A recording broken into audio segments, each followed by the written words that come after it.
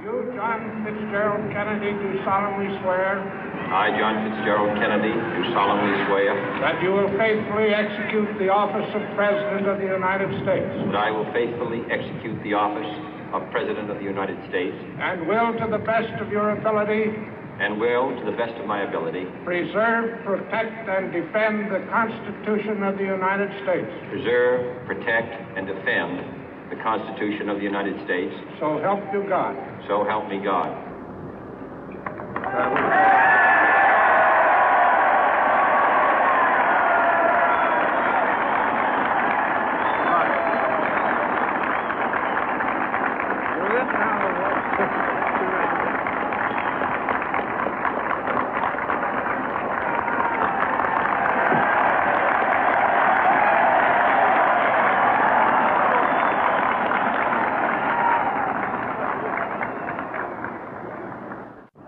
Vice President Johnson, Mr. Speaker, Mr. Chief Justice, President Eisenhower, Vice President Nixon, President Truman, Reverend clergy, fellow citizens. We observe today not a victory of party, but a celebration of freedom, symbolizing an end as well as a beginning, signifying renewal as well as change. For I have sworn before you and Almighty God the same solemn oath our forebears prescribed nearly a century and 3/4 ago. The world is very different now, for man holds in his mortal hands the power to abolish all forms of human poverty and all forms of human life. And yet the same revolutionary beliefs for which our forebears fought are still at issue around the globe. The belief that the rights of man come not from the generosity of the state, but from the hand of God. We dare not forget today that we are the heirs of that first revolution. Let the word go forth from this time and place to friend and foe alike that the torch has been passed to a new generation of Americans born in this century, tempered by war, disciplined by a hard and bitter peace, proud of our ancient heritage, and unwilling to witness or permit the slow undoing of those human rights to which this nation has always been committed and to which we are committed today at home and around the world.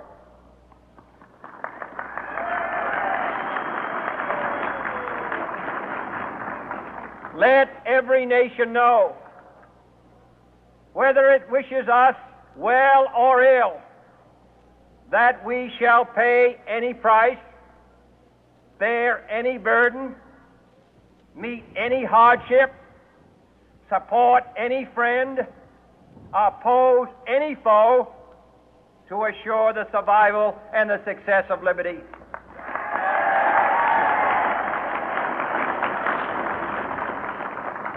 This much we pledge and more. To those old allies whose cultural and spiritual origins we share, we pledge the loyalty of faithful friends. United, there is little we cannot do in a host of cooperative ventures.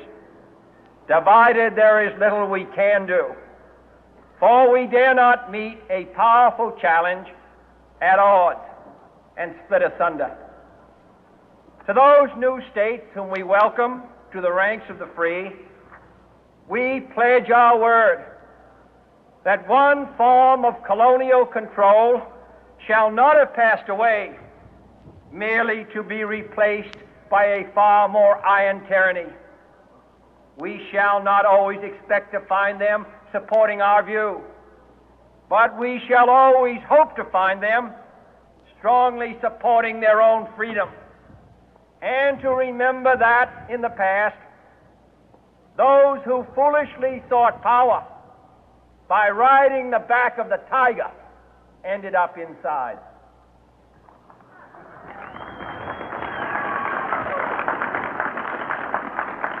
To those people in the huts and villages of half the globe struggling to break the bonds of mass misery, we pledge our best efforts to help them help themselves for whatever period is required, not because the communists may be doing it, not because we seek their votes, but because it is right. If a free society cannot help the many who are poor, it cannot save the few who are rich.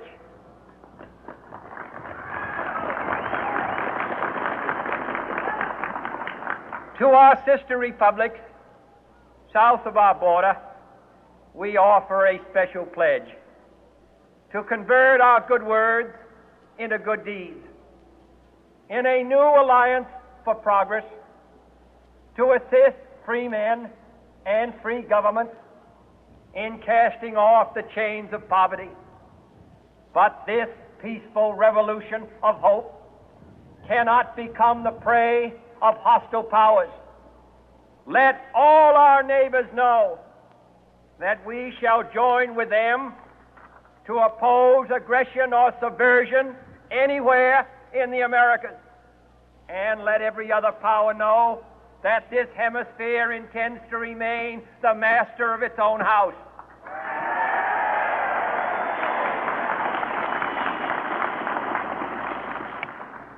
To that World Assembly of Sovereign States, the United Nations, our last best hope, in an age where the instruments of war have far outpaced the instruments of peace, we renew our pledge of support to prevent it from becoming merely a forum for invective, to strengthen its shield of the new and the weak, and to enlarge the area in which its writ may run. Finally, to those nations who would make themselves our adversary, we offer not a pledge, but a request that both sides begin anew the quest for peace.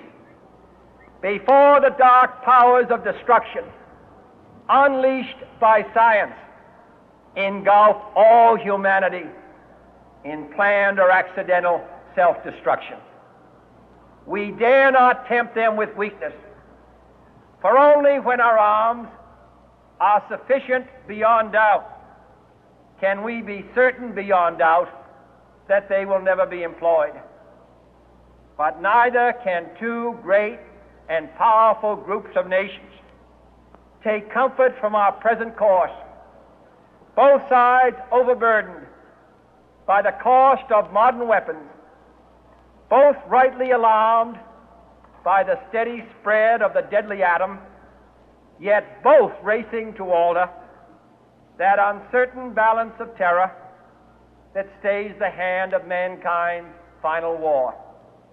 So let us begin anew, remembering on both sides that civility is not a sign of weakness, and sincerity is always subject to proof. Let us never negotiate out of fear, but let us never fear to negotiate.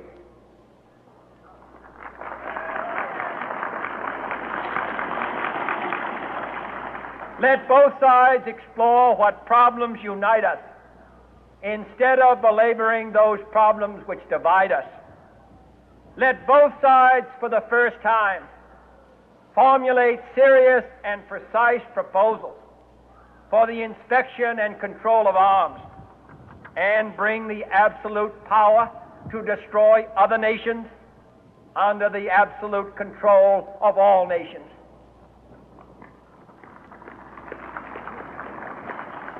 Let both sides seek to invoke the wonders of science instead of its terrors. Together, let us explore the stars, conquer the deserts, eradicate disease, tap the ocean depth, and encourage the arts and commerce. Let both sides unite to heed in all corners of the earth the command of Isaiah to undo the heavy burden and let the oppressed go free.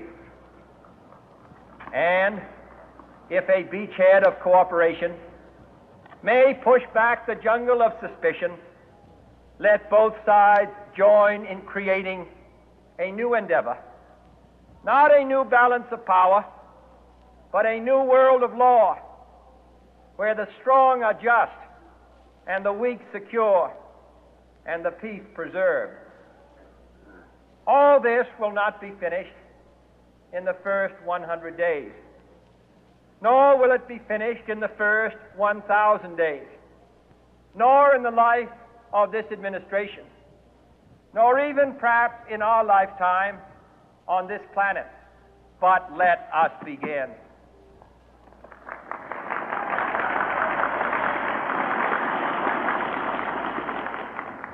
In your hands, my fellow citizens, more than mine, will rest the final success or failure of our course. Since this country was founded, each generation of Americans has been summoned to give testimony to its national loyalty. The graves of young Americans who answered the call to service surround the globe. Now the trumpet summons us again, not as a call to bear arms, though arms we need, not as a call to battle, though in battle we are, but a call to bear the burden of a long twilight struggle, year in and year out, rejoicing in hope, patient in tribulation, a struggle against the common enemies of man, tyranny, poverty, disease, and war itself. Can we forge against these enemies a grand and global alliance,